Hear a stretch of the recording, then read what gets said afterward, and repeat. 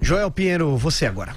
Pois é, Bolsonaro inicialmente com toda aquela fanfarra, dizer que não, agora mudou tudo, vai ter embaixada em Jerusalém, porque afinal de contas a gente está alinhado com Israel e não com os malvados dos árabes. Tem até elementos ligados aí à campanha do Bolsonaro e ao movimento dele que chegavam aqui no Brasil a proliferar um sentimento anti-muçulmano, até uma coisa bem forte ali. E agora recuou, né? Recuou, como tem sido tão comum aí no governo, tantas coisas anunciadas como tão radicais que acabam não acontecendo, não sendo feitas na prática. Recuou, na minha visão, por bons motivos, porque seria bastante ruim para o Brasil, bastante temerário do ponto de vista do Brasil, fazer essa mudança de embaixada por um motivo puramente, de um lado, ideológico, uma demanda evangélica aí de que não, tem que ser em Jerusalém de qualquer jeito. Por outro lado, um alinhamento automático com a política externa dos Estados Unidos sob o Trump, tá? Era algo que também ajudava e estava muito no interesse do Netanyahu de Israel, que estava contando com isso. Obviamente na viagem agora já se sabia que não ia fazer, mas que lá atrás quis e continua querendo se aproximar de líderes como Bolsonaro para mostrar internamente que ele está conseguindo projetar Israel no mundo, melhorar as relações de Israel com vários países. Certamente ficou um pouco decepcionado aí porque a mudança da embaixada não veio, né?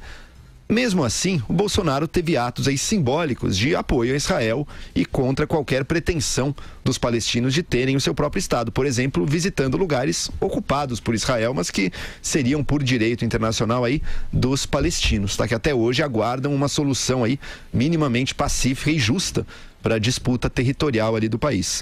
Então, Bolsonaro desagradou sem dúvida os palestinos. Aliás, ele recebeu convite para visitar Belém, para visitar algumas cidades palestinas, nem respondeu, não consta da agenda, não fez viagem nenhuma dessas, realmente ignorou 100%.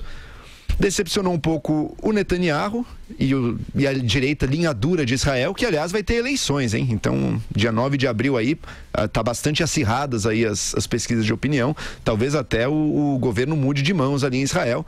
Toda essa tentativa de aproximação com o Bolsonaro daí ficará bastante comprometida se isso acontecer. Mas em todo caso, não entregou para o governo israelense aquilo que ele esperava. Os evangélicos brasileiros também ficaram um pouco decepcionados. Vídeo Marco Feliciano cobrando em redes sociais a mudança da embaixada, dizendo que era isso que os evangélicos esperavam e tudo, e que não está acontecendo. Ou seja, decepcionou também uma parte importante aí pelo menos algumas lideranças do eleitorado evangélico que, por motivos ideológicos e religiosos, acreditam que essa é uma mudança importante. E devemos dizer que não trouxe grandes vitórias com isso também não, né? Evitou perdas maiores, evitou perdas que seria esse tapa na cara de muitos países árabes com quem temos boas relações e que não temos motivo nenhum para comprar briga. Então evitou-se isso.